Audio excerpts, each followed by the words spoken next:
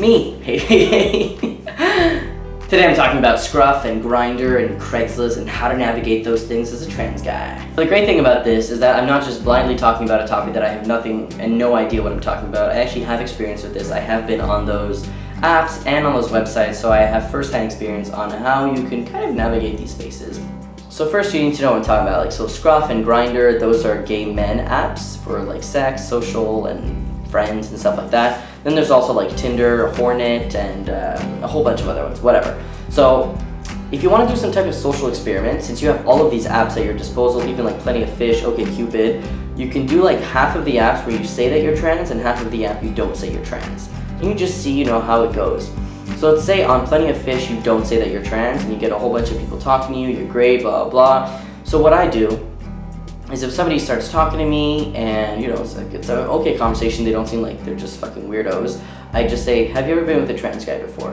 And then they'll either be like, no, why? And then they'll do like one of those like smiley faces, those weird smiley faces, and I'll be like, I'm trans, been on T for 4 years, had top surgery, done. And then see where it goes from there. If nothing is said after that, delete. This is like a catalog of people that you get to choose from. I'm such an asshole, but it sucks because some people are really gonna be like, sorry, not my thing, that's really not what I'm into. Some people are gonna be really nice about it, they'll be like, oh, that's really not my thing, but you're really cool, we could be friends. That's awesome. And then you'll have those people that are like really like, okay, no, that's cool, I don't give a fuck.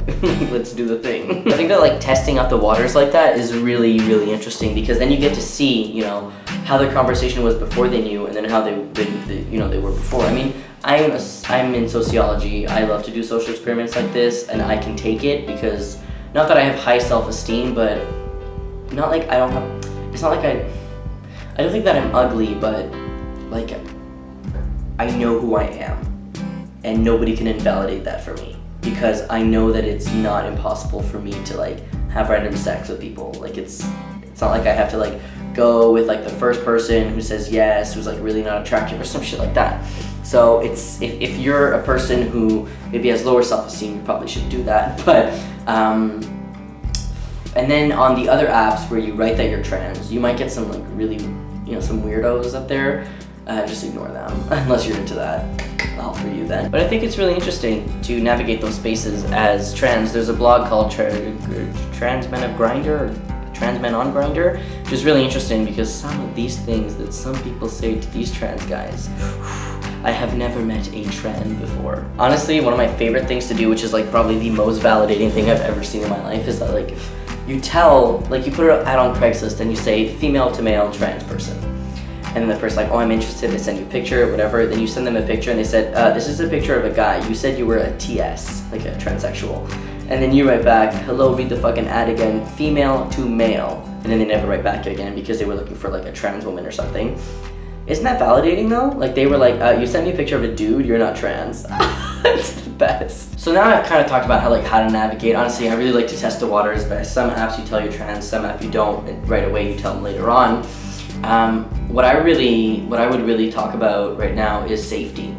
Don't just meet random people without you talking to them a couple messages and exchanging more than one picture, just to find out that, you just want to make sure that they're real. You don't want to, not be catfish because it's like relationship online, but like you don't want to be surprised as to what you see or find out, and you want to be in danger, So like a really great important thing to do is maybe always text a friend or like a roommate or something, tell them where you're going and the address that you're going to. And tell them like, look, I'm gonna text you when I get there and I'll text you when I leave. If you don't hear from me by 2 hours, then something's wrong, come to the apartment, something like that. Another really important thing is bring condoms with you. I can't tell you how many people don't have condoms with them or don't use condoms, or they use any type of protection when they have sex, which is like barebacking. Come on, like, the HIV rates are like, come on, like we need to be careful. And so bring condoms with you no matter where you're going. If condoms are too expensive for you, which they are ridiculously expensive, like what, $18 for 6 condoms or something? Go to a gender center or a clinic or a doctor, ask them for condoms, they'll give it to you, usually because, they want to help you remain safe, and, without condoms you're kind of spreading stuff, so, which is more medical intervention needed. So condoms, cheap from the government, just do it. Make sure you check the expiry date of that condom, which is really great. Honestly, those are the two most important things that I would talk to you about, safety and safety, protection. Tell your friends where you're going. And if you're embarrassed, just tell them you're going somewhere else, or just let them know. You know, people aren't really judgmental nowadays about casual sex. And make sure, especially because, you know, we're trans and some of these people have never done anything with trans people, that you outline right away what you're into and what you want and what you're like, please don't do that because it makes me really uncomfortable, blah, blah. So a really great example is if you're pre-op and you're really uncomfortable with your top, so your pre-op top surgery, just tell them, look, I'm really not comfortable with my chest, I'm gonna keep my binder on, but I'm okay with you doing me in the butt, or some shit like that. Or like, I'm really into you doing me in the front hole and I wanna suck your dick. So just really outline, like not obviously word by word what we're gonna do, but I think if you let them know, look, I'm trans, this is, you know, it's not a new experience for me, but it's something that I kind of have to talk to you about because there's certain things I don't like. Honestly, there's not that many people who are gonna be picky. People, you know, mostly respect boundaries. I mean, from most of the experiences that I've had, people like respect boundaries. If you tell them don't do that, they don't do it.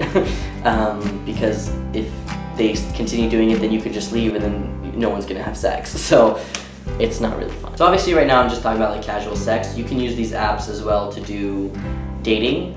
Most people on like Grindr and Tinder, yeah, and Scruff are looking for, or Manhunt, I think that's in America, are looking for sex. But there's apps like OkCupid and Plenty of Fish and stuff like that who are more into like sex and and relationships or friends or stuff like that.